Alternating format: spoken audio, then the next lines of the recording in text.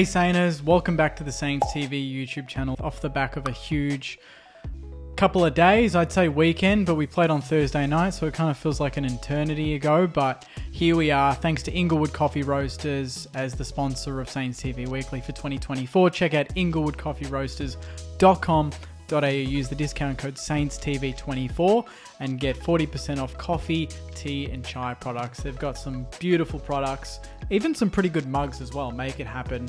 That's what the Saints did on Thursday night. So thanks to Inglewood Coffee Roasters for sponsoring. Okay, so straight into it. Round 2, Thursday night, Spuds game, MCG, 70,000 people. We get the job done against the reigning premiers by 15 points. My full review is up on YouTube, so check that out if you haven't already. But the gist of it was our youngsters stood up. You know, Windy, Owens, Nasiah were pretty damn special on the night. The Saints fans in general were awesome as well, really vocal. But off the back of that, we did lose a couple of players for an extended period of time, which is really, really frustrating. Obviously, you want to go through a win and be really upbeat and positive. But off the back of the win, we did lose Mason Wood for an extended period of time. It was a really sickening blow. Kind of went with the flight of the football and collided mid-air with Zane Cordy.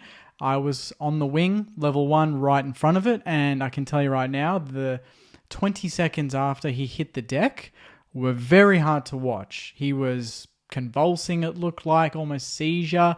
It just didn't look good. And it looks like he's now got concussion. Couple that with, I think, a broken collarbone. There is a lot there to unpack, and it's just something that a player should never go through. But he put his body on the line, and that's all we ask of Mason Wood and every player that runs out. And sometimes there's just some bad luck, and in his case, it was the ultimate bad luck. And we're going to miss him for a chunk of the season, I dare say. And he's a very valuable player, so we wish him all the best. And hope that he has a really steady recovery in the next couple of months. The other one had a very, very good game and got us out of our seats a couple of times and just has a major point of difference in our lineup, and that's Liam Henry. He had 2 goals. The one on the run was just beautiful in the last quarter. Literally the first minute. King shepherds it off, handballs it to him. He just glides in, just places it beautifully between the big sticks and essentially kills off any possible Collingwood comeback.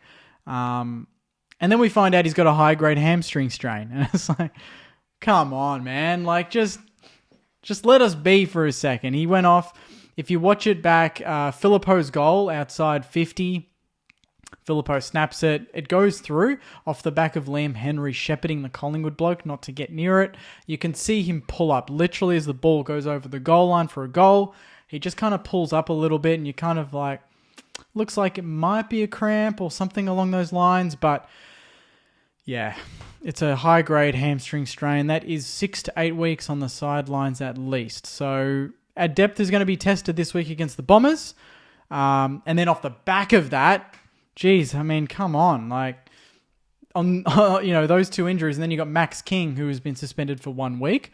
I don't think it's official yet, but I believe we are going to challenge that.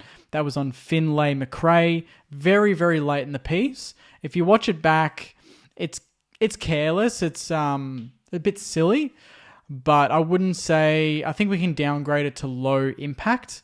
McRae was fine after the fact. I think it was a free kick, wasn't reported on the spot. King didn't leave the ground. He didn't raise his arm at any point. It looked like he wanted to go in for a shepherd, and as Brad Hill tackles McRae then kind of goes lower than what King had anticipated, and he goes into King's shoulder. And if Brad Hill doesn't tackle McRae, I dare say it's probably a fair shepherd at the end of the day, and just circumstances kind of worked against Kingy there. He's also got a very good record in terms of reports. I think he's only been reported maybe once in his career, and he got off that as well. So I think if we do challenge it, there's every chance that he gets off. Hard to tell with the way the AFL adjudicate things these days in the tribunal, and Michael Christian kind of running it and being a Collingwood man, I think. So that doesn't bode well, but I hope we do challenge it because we definitely need him against the Bombers, who look likely to be without Peter Wright as well. And that brings us to that game, the Bombers game, round 3.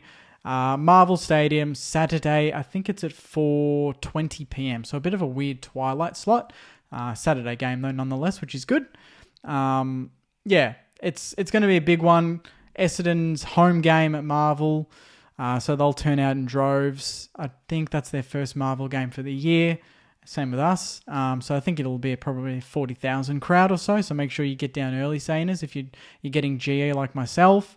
But yeah, it's going to be an interesting test. They've been pretty good. They lost to Sydney on the weekend, but kicked over 100 points, although they've conceded 80 and 100 points, over 120 points against the Swans. So although they're kicking a lot of goals, they are conceding a lot of goals. But I'll go into that a little bit more detail later in the week in my full preview. And obviously Jaden will do his Oppo view as well. That'll come out on Friday, so check that out as well. But it's a big game.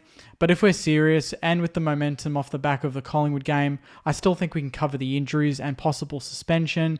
We've got the depth. Dan Butler looked pretty good at Sandy. Crouch can return. Even Ari Schollmaker had a great game, 33 disposals and 13 marks.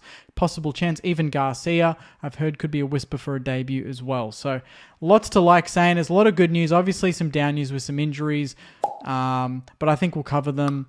And we've got a big game on Saturday, so make sure you get down if you can. And obviously, watching this video, make sure you get behind Inglewood Coffee Roasters, www.inglewoodcoffeeroasters.com.au, Saints TV 24, 40% off coffee, tea, and chai products. Check it out. But I'll wrap it up there, Sainers. Thank you very much for watching. Enjoy the rest of your week. And as always, go you mighty Sainers.